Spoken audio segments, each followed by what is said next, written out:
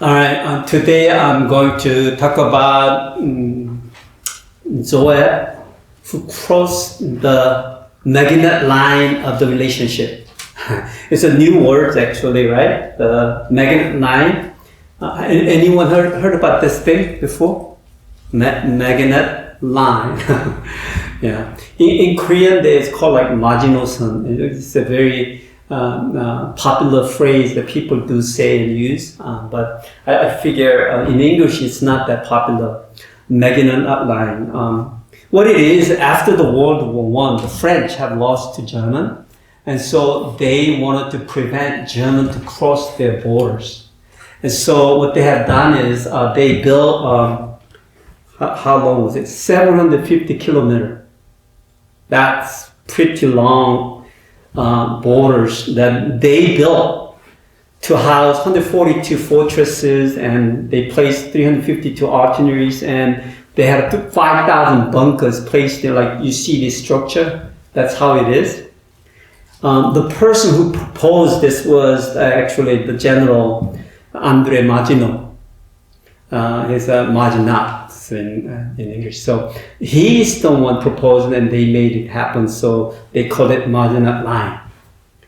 Unfortunately, though, World War II became a reality for them. But actually, German got so smart. Instead of crossing the Maginot Line, they went around and then they attacked them anyway. So really, this really didn't help anything. But now in these days, modern day, this Maginot Line is used to say this is some boundary limit that you and I shouldn't cross.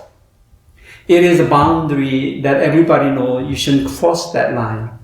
It's a limit, and that's what this phrase is referring to. So my keyword for today's sermon is Maginot Line. When you live this life, who disappoints you most? Who disappoints you most? Yourself. Huh? Yourself.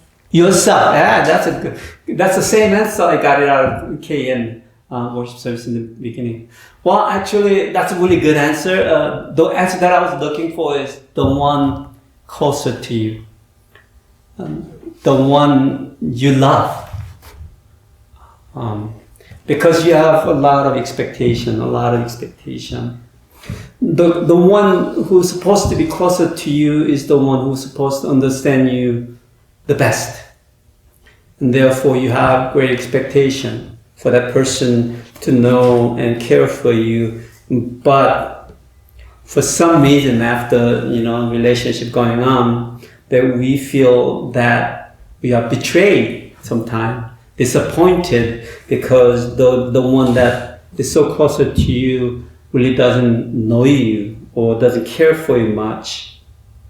Why is this happening? Why do you feel as the people mature in their relationship and they continue in their marriage life? I mean, you guys are all young, but they feel like they are struggling in their relationship. They feel like they are not loving their love as much as they should. I believe the answer is because they time to time crossed this Maginot Line in their relationship. I'm using a husband and wife relationship, but actually today I'm going to talk about king and his official relationship, servant and the master relationship in today's Bible text. It is the King David and his official, the general, the Joab. You see, Joab has been very loyal to King David, but at the end of his life, he disappointed King David. And we're going to search for why this is happening, and through the passages found in 2 Samuel chapter 15. And what I noticed that is that it is because Joab, the general, crossed this Maginot Line in their relationship, to the king. So let's read chapter 19, verse 1 through 8, and then we'll unpack the message. Let's begin. Joab was told the king is weeping and mourning for Absalom, and for the whole army, the victory that day was turned into mourning. Because on that day, the troops heard it said, the king is grieving for his son. The men stole into the city that day as men steal in who are ashamed when they flee from battle. The king covered his face and cried aloud, O my son Absalom, O Absalom, my son, my son. Then Joab went into the house to the king and said, Today you have humiliated all your men who have just saved your life and lives of your sons and daughters and the lives of your wives and concubines. You love those who hate you and hate those who love you. You have made it clear today that the commander and their men mean nothing to you. I see that you would be pleased if Absalom were alive today and all of us were dead. Now go out and encourage your men. I swear by the Lord that if you don't go out, not a man will be left with you by nightfall. This will be worse for you than all the calamities that have come on you from your youth till now. So the king got up and took his seat in the gateway. When the men were told the king is sitting in the gateway, they all came before him. Meanwhile, the Israelites have fled to their home. Amen. All right. To understand today's passage, you have to understand the background story, which I have shared some of that last week. Basically, when David was fled from King Saul, because King Saul somehow misunderstood him, thinking that David was trying to kill him. And so King Saul obviously pursued after him. As he was running away from King Saul, there was a man, many men, actually they followed David. As a refugee running away from the king, the followers came and they followed. Actually, if you look at the 1 Samuel chapter 26, verse 6, this is one of the description of the men who were there. Abishai, son of Zeruiah, Joab's brother. And so for this statement, we know for sure Abishai was there with David at the time. But the thing is, the sons of Jerusha had 3 sons, including Abishai, and another one is Joab.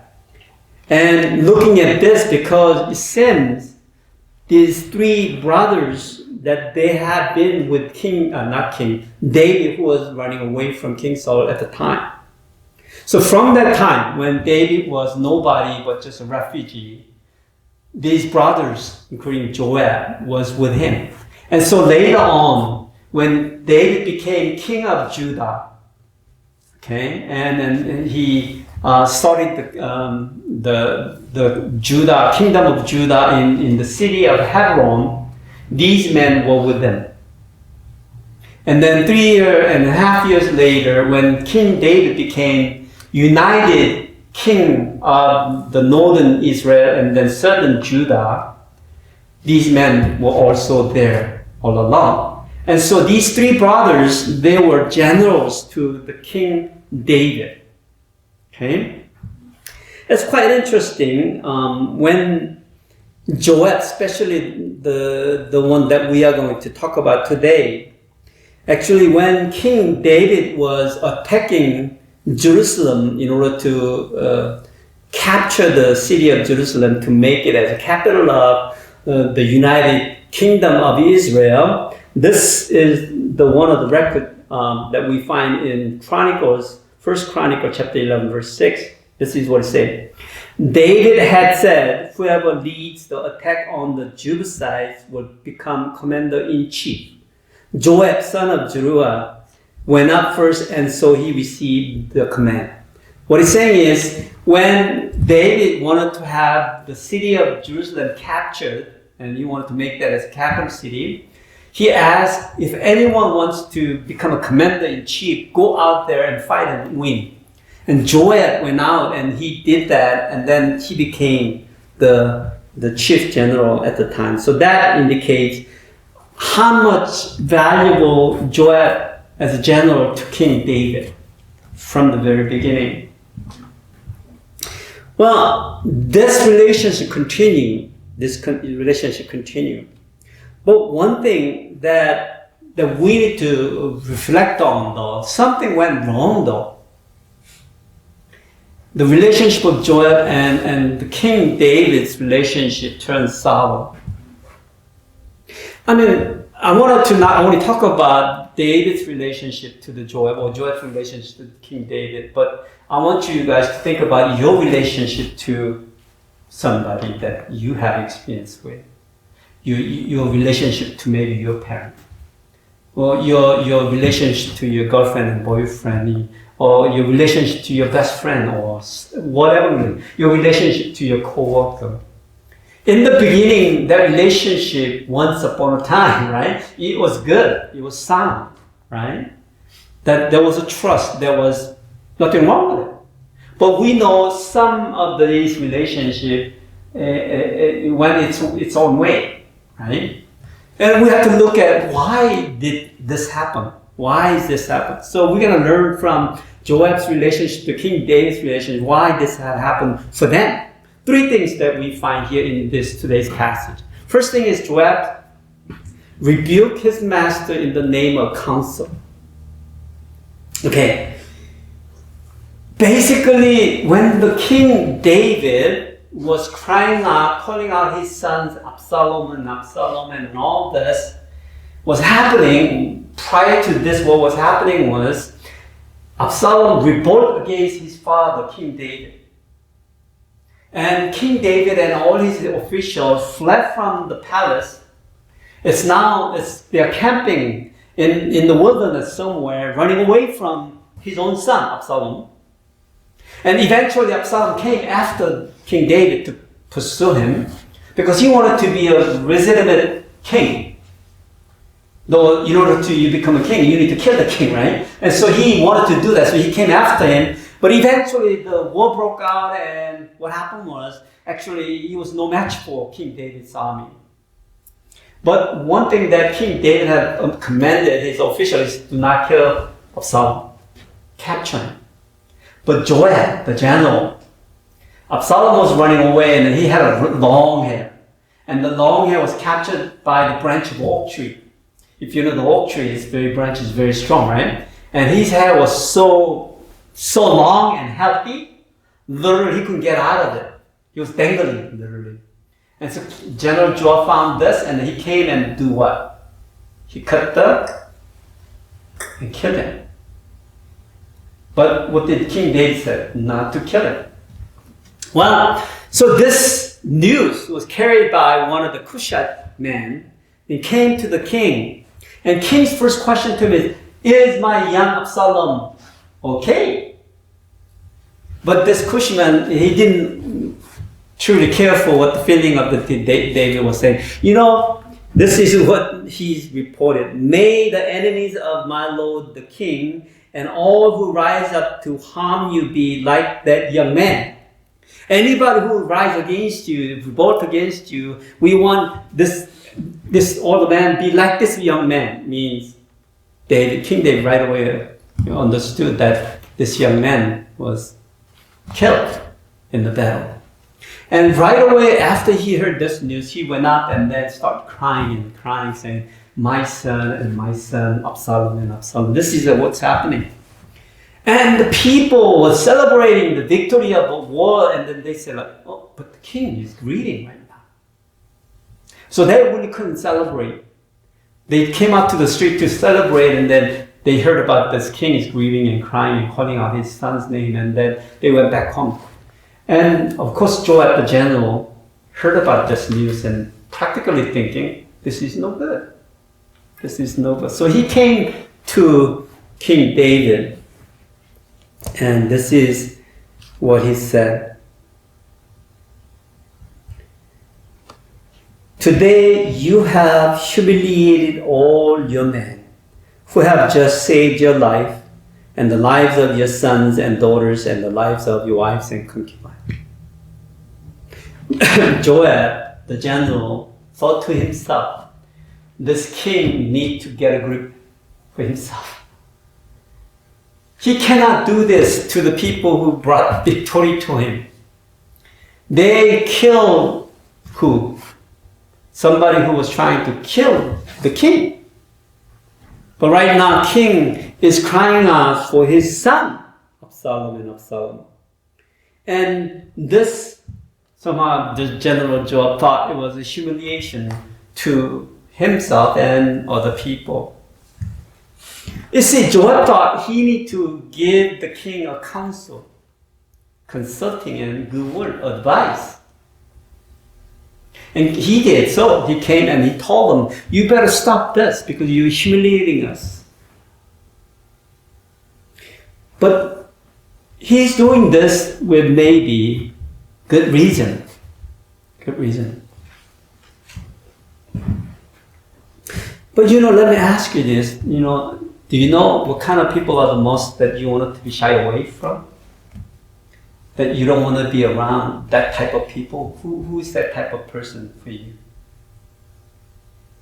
For me, I don't like to be around the people who nag at me. The people who constantly do counseling, worthless counseling. Constantly telling me the right things. I don't know about you, but that's me. Because most of the time, they talk about something that I already know.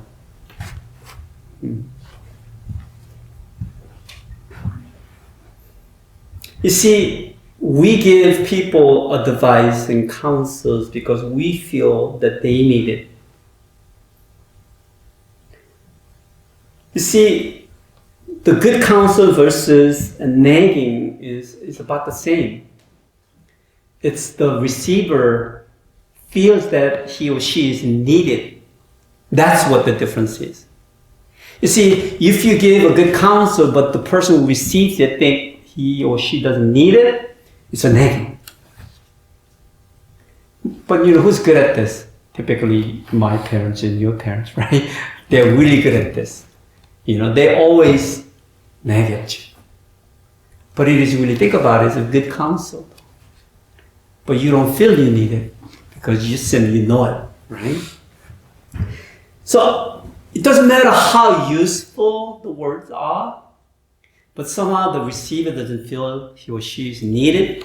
It's still a nagging. It's only echoes. Because of this, many relationship breaks.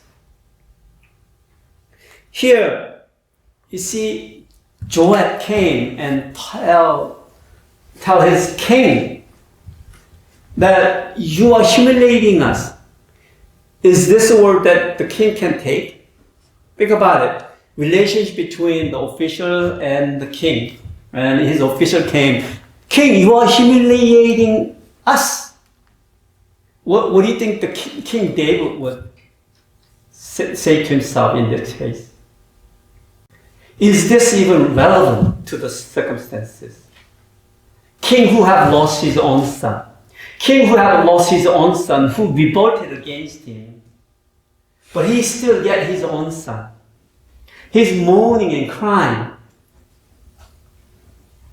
Does he really care the celebration of war? Personally to him? Probably not. Maybe nationally, he ought to. Reasonably, logically, maybe he should dress up like a king and act like a king. But as a person, King David, a person, a father, mourning was best he could do. But the official Joab, he didn't care less. He said, get up and be ready, be a king. See, that was the mistake.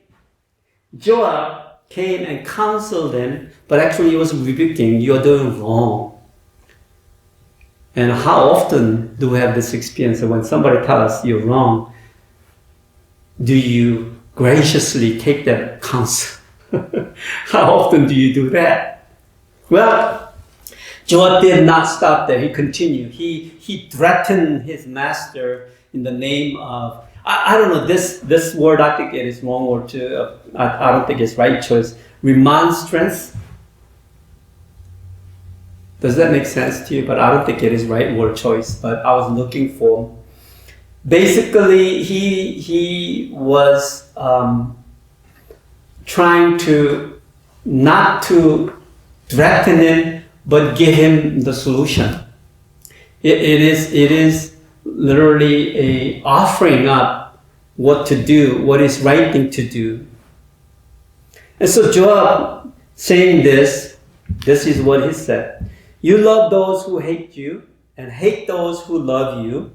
You have made it clear today that the commanders and their men mean nothing to you. Okay?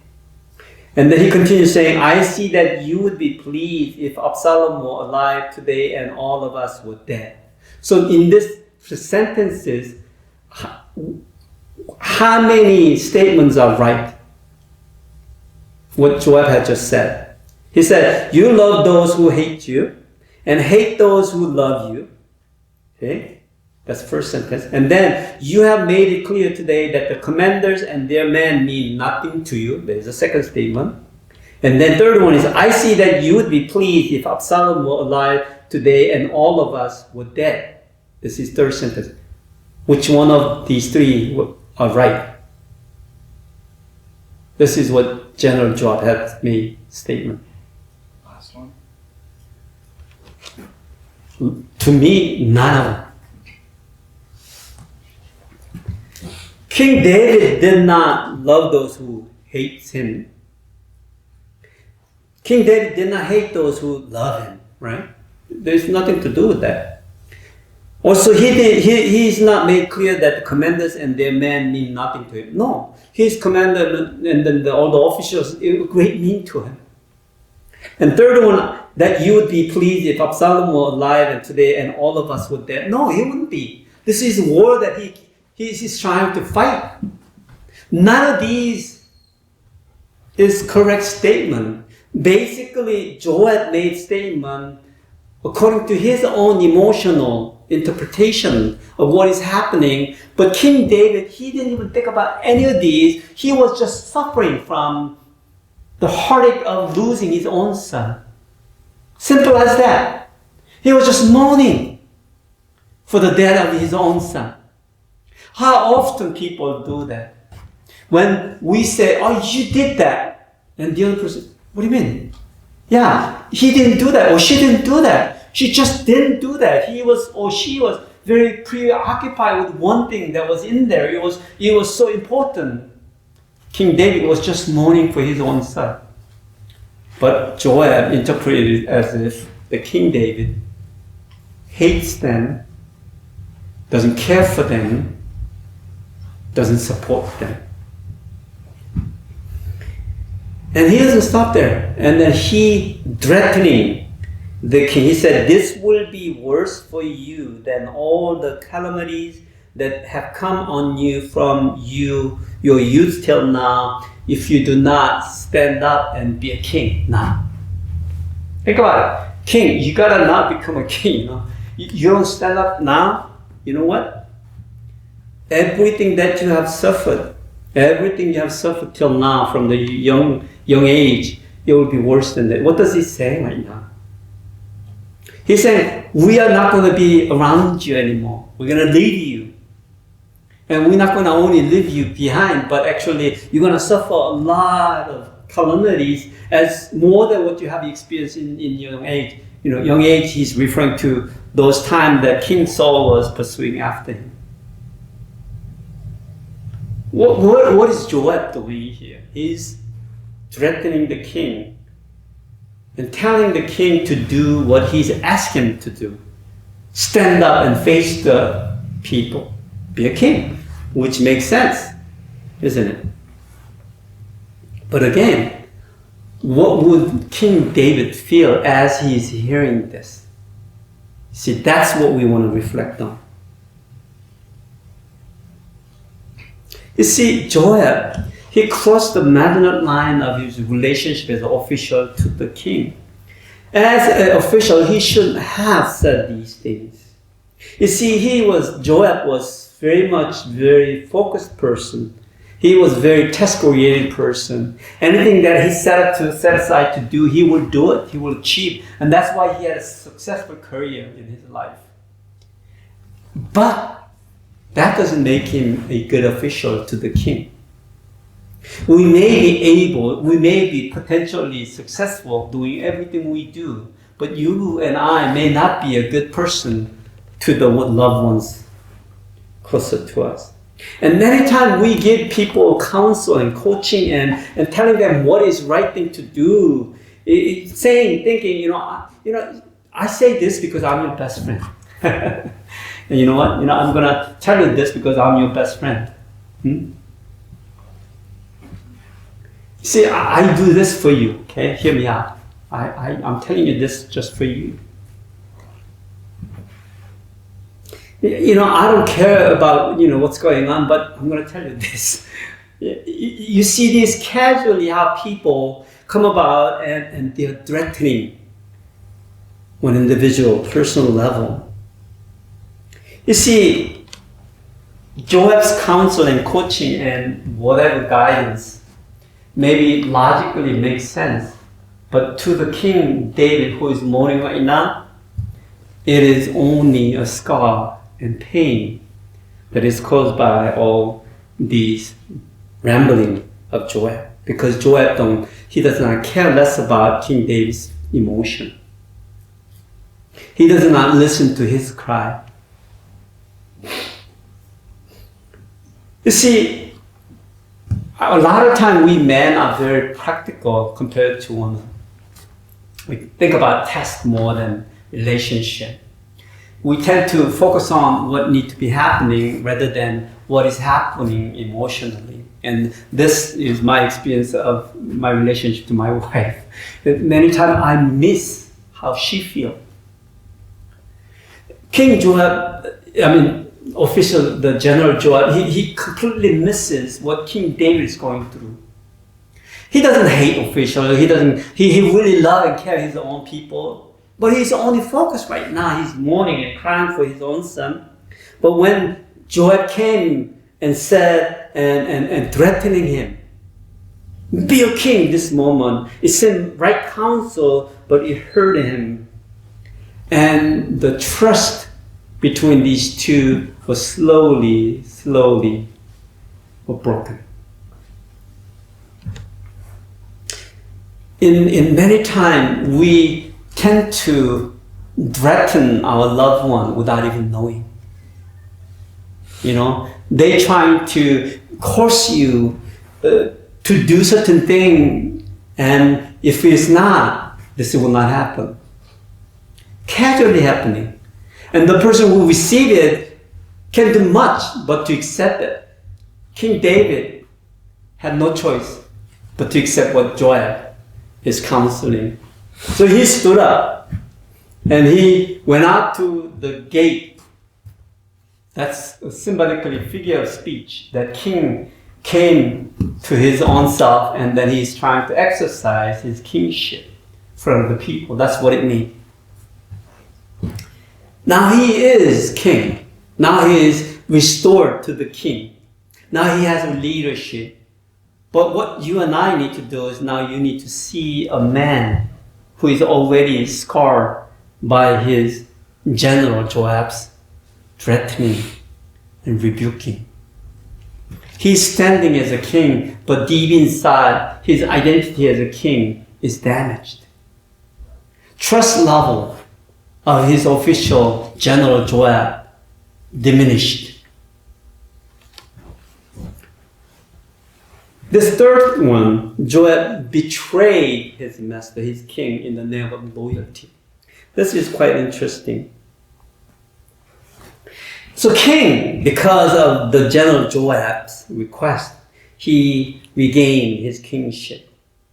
And he came out to the people welcomed them. All the Israelite people who was with Absalom, they fled from him. It seems everything is normal.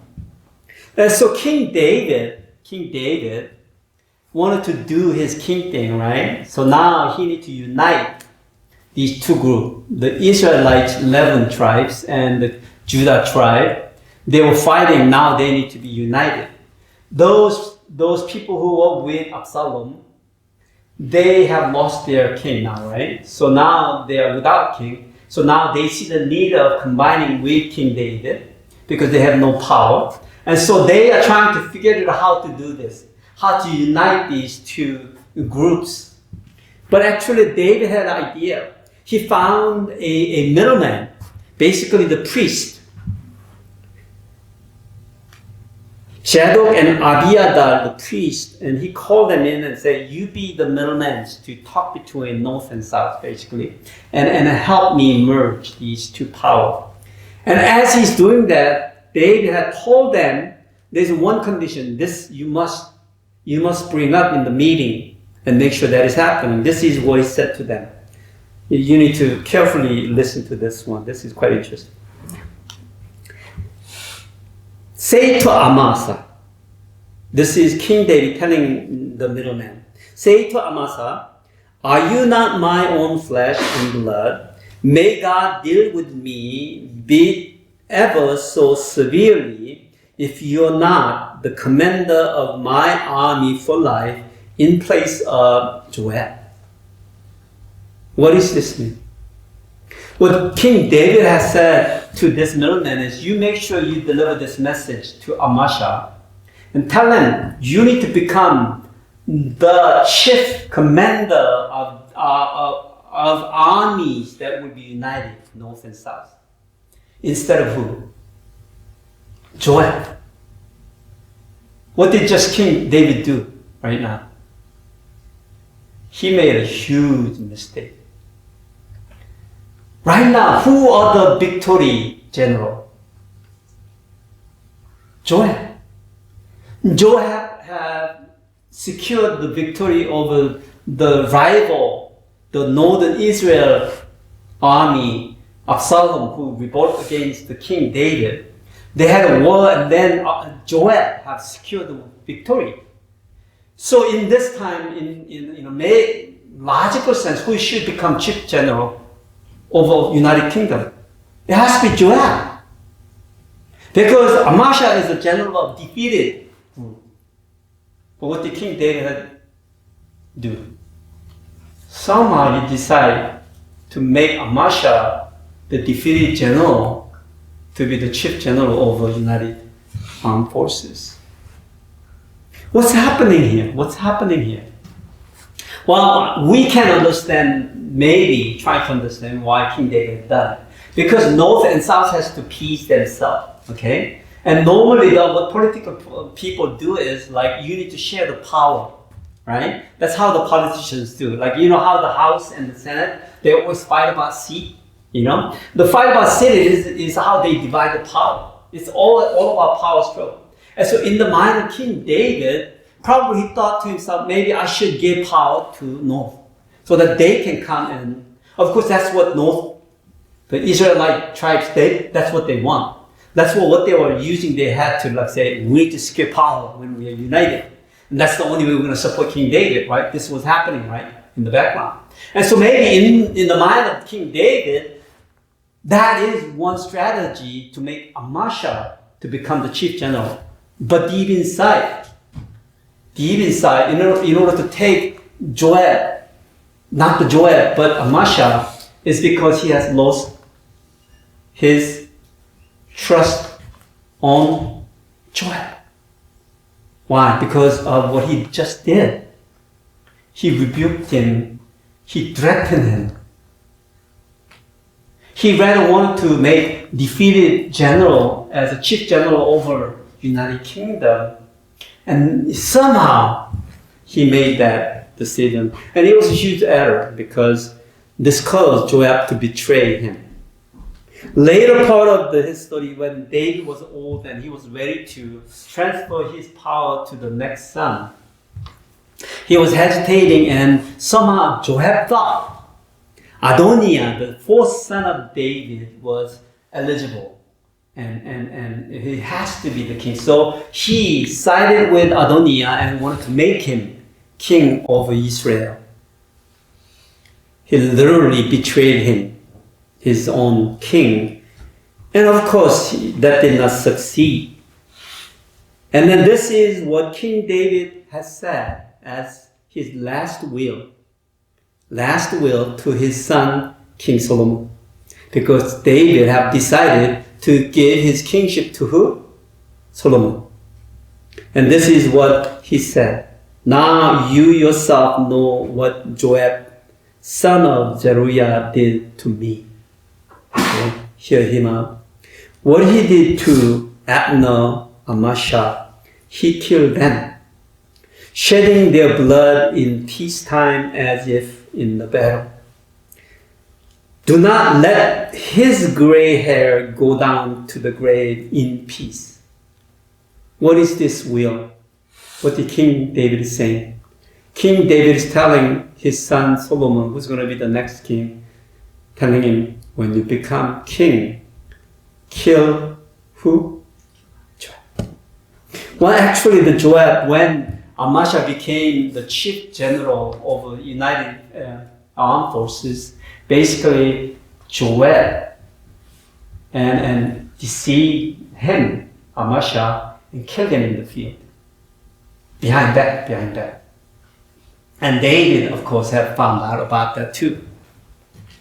Now, one thing about rebuking and threatening him and eventually betraying, what is this is happening? And all this is happening because when people cross their marginal line. In any relationship, there is a certain places that you don't want to cross. Once you cross, you never can come back. That's the danger of this. Many of us, we so casually break these lines and we go back and forth and it hurts people. It leaves scar behind. It's so hard to mend it. So hard to mend it. If you have any broken relationship experience, you know what it means. You think that's her fault? You think it's his fault? Somebody started it, definitely, right? In this case, it was the Joab. But King David is not free of his own responsibility in this relationship. He too made wrong decisions because he was hurt. He should have made Joab the chief general from the beginning. That is the right thing to do, but he couldn't because he couldn't trust him. In many relationships, that's how it turns here and there. And here we go. We are suffering from many broken relationships. So what do we need to learn? Just as the boundary of the relationship between General Joab and the King David had crumbled by rebuke, threatenings, and betrayal, these things also serve as an obstacle for us to build a healthy relationship. We are not free from it. This is not only of the history of general and king relationship. This is just happening in ordinary, any everyday life. We build our relationship with somebody on the street, in our workplaces, even in the many churches. And it's so funny how we should be so trustful of our own, especially in church, right? Pastor and congregation. But you know what? So often we fight. So much there is a divisions. Our family, we should be all close together. It should be all the loved ones, but how often we have experienced dysfunctional family? It's because it is broken. Why? Because we are casually too often crossing these marginal lines. So do not say anything that you will regret. Not even in the name of counsel, not even in the name of right things to say. Because typically, rebuking and threatening and all these things, there's no right time. I have challenged my first Korean congregation saying, if you want to counsel me something, do 40-day prayer before you talk to me. And probably if you know it, I know it too anyway. It's just that I'm struggling with it. One more of that nagging doesn't help.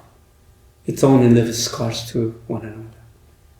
And so as believers, we need to carefully manage our own relationship in every area of our relationship. Especially the ones that we value, the loved ones, closer one is the one we need to carefully pressure relationship is carefully managed in the sense that we should not cross the boundary. But we so often we just cross it. And then it's my mistake too many times. I do that in my relationship too. So here we learn how one small wrong counsel in wrong time have ended up in this end picture of King David and Joy. That's a tragedy. But this is not one story in a human history. This is so typical in our all relationship. In many relationships, we experience the brokenness because we made this error. So hopefully we learn and we become a man that always think about keeping the line. That is key to the healthy relationship. Let's pray.